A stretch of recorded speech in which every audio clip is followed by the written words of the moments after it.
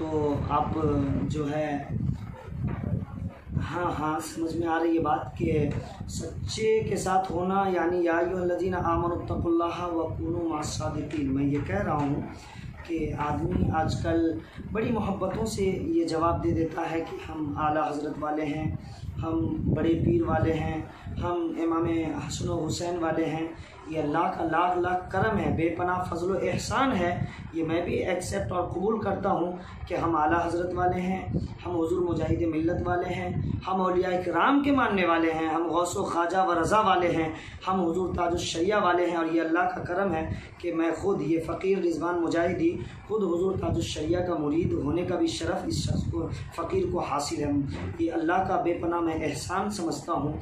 और हम बड़े पीर इमाम हसन व हुसैन शहंशाह करबला के मानने वाले हैं। हम मुस्तफ़ा जान रहमत के हवाले से जो हमारे मज़हब अहले सुन्नत वल जमात के अक़ाइद हैं, हम उस अक़ाइद पे चलने वाले और वही उसी अक़ाइद के मुताबिक हम ज़िंदगी गुजारने वाले हैं। लेकिन आपको समझना ये है कि ठीक है, हम औलिया इकराम से मोहब्बतों का दम भरते हैं, लेकिन आपकी ज़िंदगी गुजारने के जो मामूलात हैं, तरीक़े हैं, सलीक़े हैं, ढंग और आपका जो रवैया है, उससे पता चलना चाहिए कि वाकई आप औलिया इकराम के मानने वाले हैं। अब रात में जो है गाने फ़िल्म देखते देखते न जाने कितनी रात को हमारा सोना होता है। उसके बाद जब नींद आती है, फजर की नमाज़ आपने छोड़ दी, उसके बाद 8 बजे उठे, नहाया धोया, मार्केट गए, स्कूल गए, कॉलेज गए, उसके बाद दुकान गए, अपने काम काज में लग गए, फजर की नमाज़ कहाँ गई। होना तो ये चाहिए था कि दिन भर जहाँ से आप कमा के आए हैं, रोज़ी रोटी के इंतज़ाम मात करके आप आए हैं, शाम के वक्त में घर लौटने के बाद आपको खाना पीना की जानिब बाद में हाथ बढ़ाना चाहिए था।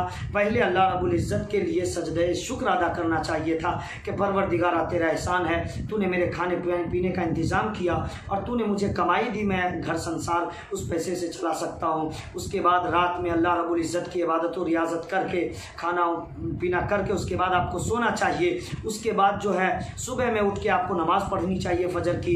उसके बाद जो है फिर आपको नमाज़ पढ़ने के बाद रिज़्क़ के तलाश में निकलना चाहिए। अल्लाह रब्बुल इज़्ज़त बेपनाह बरकतें अता फरमाएगा। फिर आपके ये इरादे भी होने चाहिए कि मैं जा रहा हूँ दुकान खोलूँगा, लेकिन जैसे ही ज़ोहर का वक्त हो जाएगा, देखिए मैं जो भी बातें आपसे ये कह रहा हूँ आपको समझने की कोशिश करना है, इसलिए कि बयान बहुत सारा होता है, महफिलें बहुत सजती हैं, लेकिन जब तक आप अपना इरादा चेंज नहीं करेंगे कि हाँ हमें अपने आप को खुद बदलना चाहिए, तब तक ये बदलाव नहीं होने वाला है। इसलिए आप ये कोशिश करें कि हमें अपने अंदर बदलाव करना चाहिए। आपने दुकान खोला, आपके इरादे हैं कि हमें ज़ोहर की अज़ान होते ही मस्जिद को लौट जाना है, अल्लाह रब्बुल इज़्ज़त की बारगाह में सर्वसजूद होना है, तो आपको मालूम है कि ये आपको दुकान खोलने में जितना देर आपने दुकान खोल के चलाया है, इसमें भी आपको सवाब मिलेगा। अब ज़ोहर बाद आप खेत चले जा रहे हैं, खेत का काम काज कर रहे हैं, लेकिन अज़ान हो रही है, उधर ही आपने टाइम पास कर दिया, नमाज छूट गई तो छूट गई, कोई फिक्र नहीं है। लेकिन आपने अगर ये इरादा कर लिया कि असर की अज़ान होते ही खेत का काम बंद करके हमें अल्लाह रब्बुल इज़्ज़त की बारगाह में सर झुका देना है, तो खेत के काम करने में भी आपको सवाब दिया जाएगा और जो आप रुपया पैसा कमाएंगे वो भी कमाना इबादत में शुमार हो जाएगा। इसलिए मेरे दोस्त, मैं आपसे ये कहना चाहूँगा कि ठीक है, हम औलिया इकराम के मानने वाले हैं और हम मज़हब अहले सुन्नत वल जमात के रास्ते पे चलने वाले हैं, लेकिन सिर्फ नाम का कह देने से कि हाँ हम मज़हब अहले सुन्नत के रास्ते पे चलने वाले हैं, ये नहीं होने वाला है। हमें उसी रास्ते पर हकीकत में चल के दिखाना पड़ेगा। इसलिए कि अगर कोई शख्स ये कहता है कि हम बाप को मानते हैं और बाप से बहुत ज़्यादा प्यार करते हैं, यानी हम अपने वालिद मोहतरम से बहुत ज़्यादा प्यार करते हैं, तो अब प्यार करने का मतलब ये है कि आपके वालिद गिरामी जो आपको कहें उनकी बातों को आपको जो है सर आंखों पे रखना पड़ेगा, दिल में जगह देनी पड़ेगी, उन बातों को एक्सेप्ट करना पड़ेगा। मानने का तो मतलब यही है। अब बताइए कि आप कहें कि मैं वालिद गिरामी को मानता हूँ, प्यार करता हूँ, और आपके वालिद गिरामी कोई काम आपको बताएं और सौंपे जिम्मेदारी दें और आप कहें मुझसे ये नहीं हो सकता, मैं ये काम नहीं करूँगा, तो फिर ये मानने का मतलब क्या है? ये तो बेइज्जती है, बाप की इंसल्टी है। मानने का मतलब क्या है कि आपके वालिद गिरामी ने जो कहा आप फ़ौरन सर झुका दीजिए कि मेरे बाप का ऑर्डर है, मेरे वालिद गिरामी का हुक्म है, मुझे ये करना है। अब जब बाप के हवाले से ये समझ में आया कि मानने का मतलब है कि उन्होंने जो कहा वो हमें करना होगा, तो बस ये समझ में आ गया कि आला हजरत को भी मानने का मतलब यही है कि आला हजरत ने जो कहा है वो हमें करना पड़ेगा। ख्वाजा मोइनुद्दीन अजमेरी ने जो कहा है हमें वो करना पड़ेगा। बड़े पीर हुजूर गौसे आजम ने जो कहा हमें वो करना पड़ेगा। इमाम हसन हुसैन ने जो कहा हमें वो करना पड़ेगा। मुस्तफ़ा जान रहमत ने जो कहा है हमें वो करना पड़ेगा।